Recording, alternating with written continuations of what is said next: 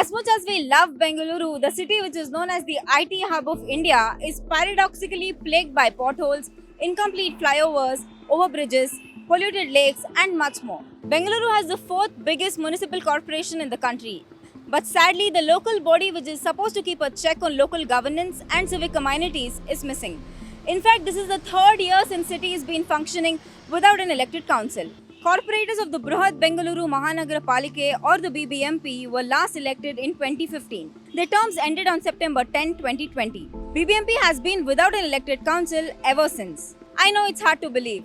Imagine if state and central elections were not held in time. In this video, we take a look at the reasons why the state of affairs has come to be.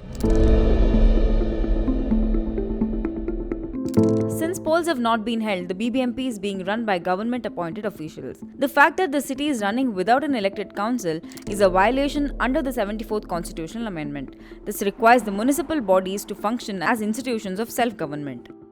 So why have the elections been delayed after all? Here is the first reason.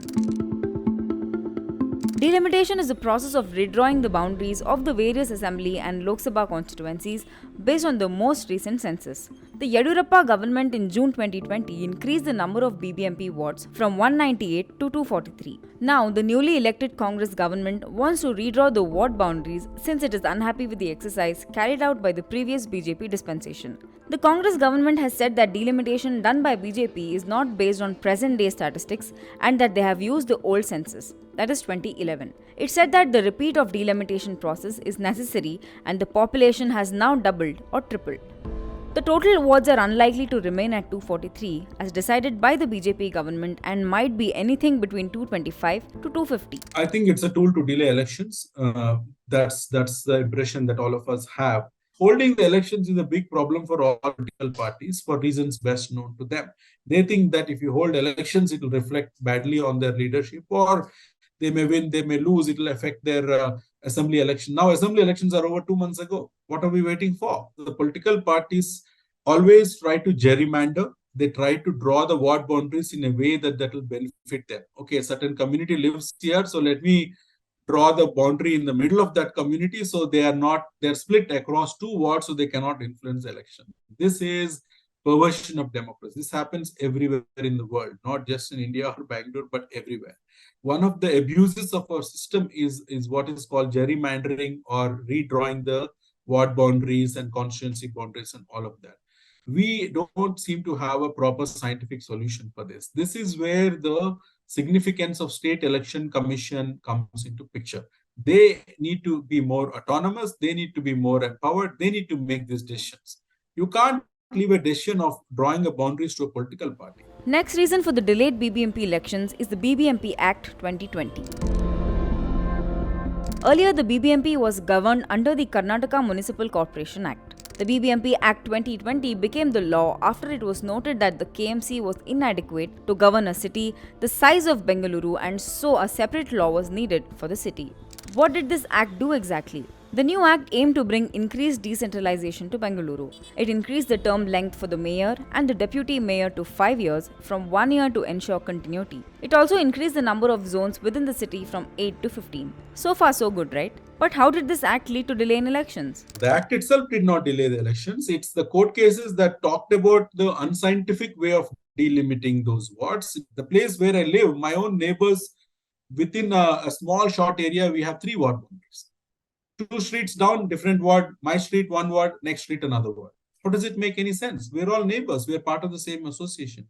So this is the kind of thing that leads to all of this. So this needs to change. The act caused some of this by the unscientific way of delimitation. OBC reservation is another reason why BBMP elections are delayed. The local body polls have also been delayed due to a batch of petitions in the Karnataka High Court challenging the manner of determining OBC reservation in BBMP elections. Meanwhile, the matter has the attention of the judiciary as well. On December 4, 2020, a Karnataka High Court directed the state government to hold elections for the 198 wards. This was because the act passed to divide the wards into 243 was issued after the due date of the elections. After the High Court order, the state government appealed the decision in Supreme Court and obtained a stay order. The Supreme Court last year asked state governments to provide data to explain why OBC should be given reservation in local bodies. The Karnataka government has used this as another reason to push the polls further. But why should this worry you as a citizen if you're in Bengaluru? And why does it matter?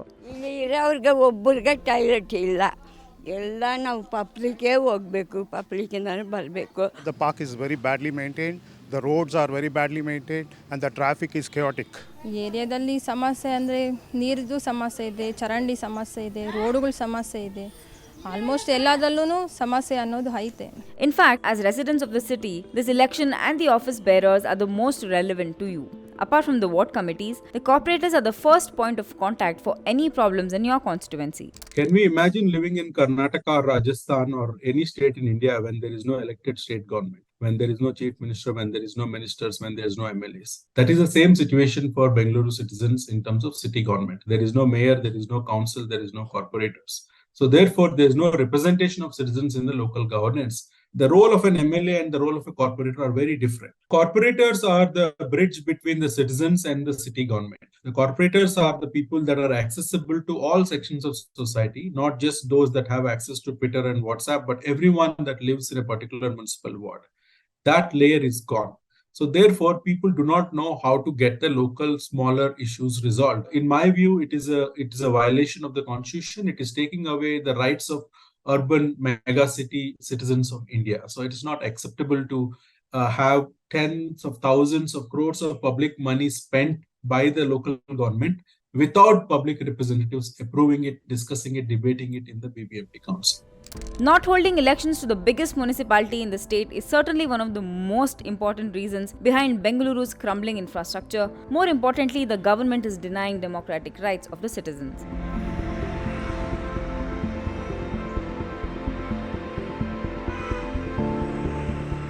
With state assembly polls done and dusted, residents of Bengaluru continue to wait for the election that matters most to them.